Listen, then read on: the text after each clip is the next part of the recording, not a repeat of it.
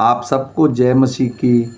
आज तारीख है 18/9/2025 और हम शाम का वचन पढ़ेंगे। हम पढ़ेंगे नीति वचन की पुस्तक में से उसका 30 और 31 अध्याय। याके के पुत्र आगूर के प्रभावशाली वचन।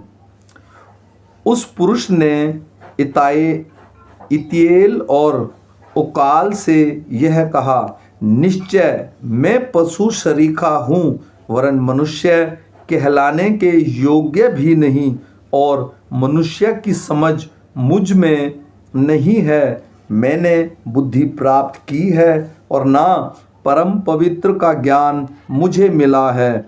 कौन स्वर्ग में चढ़कर फिर उतर आया? किसने वायु को अपनी मुट्ठी में बटोर रखा है? किसने महासागर को अपने वस्त्र में बांध लिया है? किसने पृथ्वी की सीमा को ठहराया है? उसका नाम क्या है और उसके पुत्र का नाम क्या है? यदि तू जानता हो तो बता। परमेश्वर का एक एक वचन ताया हुआ है, वह अपने शरणागतों की ढाल ठहरता है। उसके वचनों में कुछ मत बढ़ा, ऐसा ना हो कि वह तुझे डांटे और तू झूठा ठहरे। मैंने तुझ से 2 वर मांगे हैं, इसलिए मेरे मरने से पहले उन्हें मुझे देने से मुँह न मोड़, अर्थात व्यर्थ और झूठी बातें मुझसे दूर रख। मुझे ना तो निर्धन कर और ना धनी बना। प्रतिदिन की रोटी मुझे खिलाया कर। ऐसा ना हो कि जब मैं पेट भर जाए तब मैं इनकार करके कहूँ कि यहोवा कौन है, या अपना भाग खोकर चोरी करूँ और अपने परमेश्वर का नाम अनुचित रीति से लूँ। किसी दास की उसके स्वामी से चुगली न करना। ऐसा ना हो कि वह तुझे शाप दे और तू दोषी ठहराया जाए। ऐसे लोग हैं जो अपने पिता को शाप देते और अपनी माता को धन्य नहीं कहते। ऐसे लोग हैं जो अपनी दृष्टि में शुद्ध हैं तो भी उनका मैल धोया नहीं गया। एक पीढ़ी के लोग ऐसे हैं, उनकी दृष्टि क्या ही घमंड से भरी हुई रहती है और उनकी आँखें कैसी चढ़ी हुई रहती हैं। एक पीढ़ी के लोग ऐसे हैं जिनके दांत तलवार और उनकी दाढ़ें छुरियां हैं, जिनसे वे दीन लोगों को पृथ्वी पर से और दरिंद्रों को मनुष्यों में से मिटा डालें। जैसे जोंक की 2 बोटियां होती हैं जो कहती हैं दे दे, वैसे ही 3 वस्तुएं हैं जो तृप्त नहीं होती, वरन 4 जो कभी नहीं कहती, बस अर्धलोक और बांझ की कोख, भूमि जो जल पी पी कर तृप्त नहीं होती, और आग जो कभी नहीं कहती।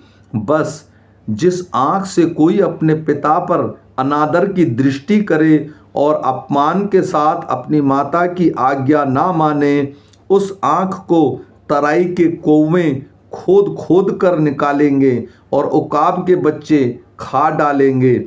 3 बातें मेरे विषय में अधिक कठिन हैं, वरन 4 जो मेरी समझ से परे हैं।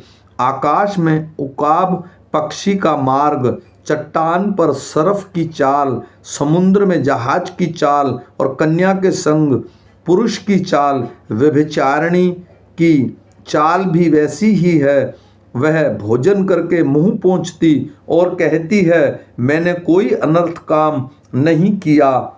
3 बातों के कारण पृथ्वी कांपती है, वरन 4 जो उससे सह नहीं जाती। दास का राजा हो जाना, मूढ़ का पेट भरना, घिनौनी स्त्री का बिहाया जाना और दासी का अपने स्वामिन की वारिस होना। पृथ्वी पर 4 छोटे जीव हैं जो अत्यंत बुद्धिमान हैं। चींटियां निर्बल जाति तो हैं, परंतु धूपकाल में अपना भोजन वस्तु बटोरती हैं। बिज्जू बलि जाती नहीं तो भी उसकी मानें पहाड़ों पर होती है।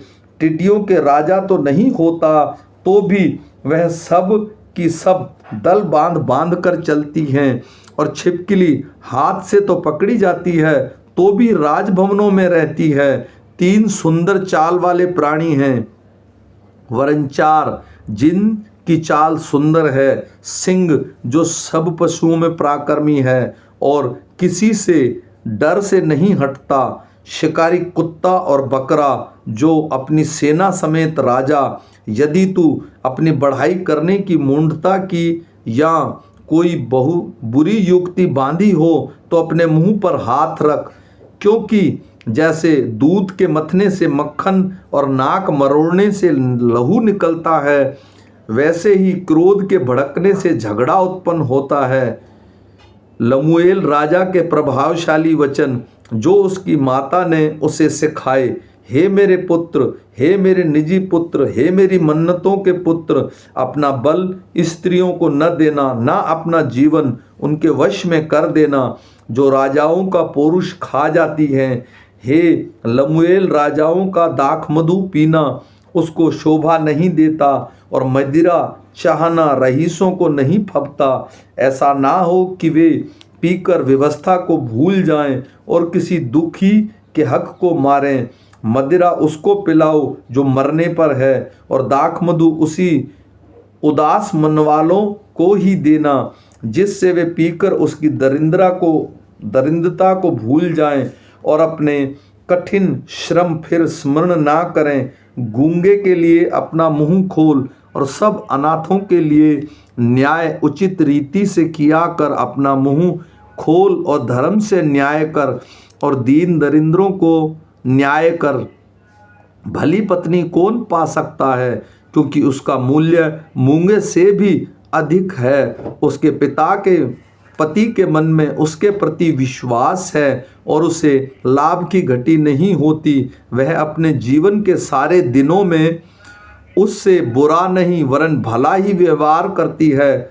वह ऊन और सान ढूंढ ढूंढ कर अपने हाथों से प्रसन्नता के साथ काम करती है। वह व्यापार के जहाज़ों के समान अपनी भोजन वस्तुएं दूर से मंगाती है। वह रात ही को उठ बैठती है और अपने घराने को भोजन खिलाती है और अपनी दासियों को अलग अलग काम देती है। वह किसी खेत के विषय में सोचकर विचार करती है और उसे मोल ले लेती है और अपने परिश्रम के फल से दाख की बारी लगाती है।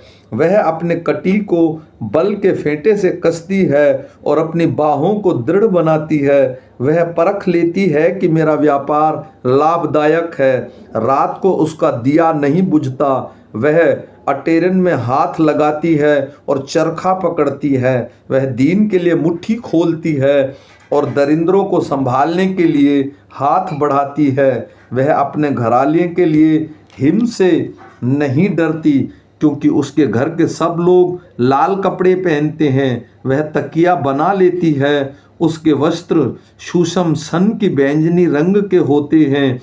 जब उसका पति सभा में देश की पुरानियों के संग बैठता है तब उसका सम्मान होता है। वह सन के वस्त्र बनाकर बेचती है और व्यापारी को कमरबंद देती है। वह बल और प्रताप का पहरावा पहने रहती है और आने वाले काल पर हंसती है। वह बुद्धि की बात बोलती है और उसके वचन कृपा की शिक्षा के अनुसार होते हैं। वह अपने घराने के चाल चलन को ध्यान से देखती है और अपनी रोटी बिना परिश्रम नहीं खाती। उसके पुत्र उठ उठकर उसको धन्य कहते हैं। उसका पति भी उठकर उसकी ऐसी प्रशंसा करता है। बहुत सी स्त्रियों ने अच्छे अच्छे काम तो किए, परंतु तू उन सबों में श्रेष्ठ है। शोभा तो झूठी और सुंदरता व्यर्थ है, परंतु जो स्त्री यहोवा का भय मानती है उसकी प्रशंसा की जाएगी। उसके हाथों के परिश्रम का फल उसे दो और उसके कार्यों से सभा में उसकी प्रशंसा होगी। आमीन।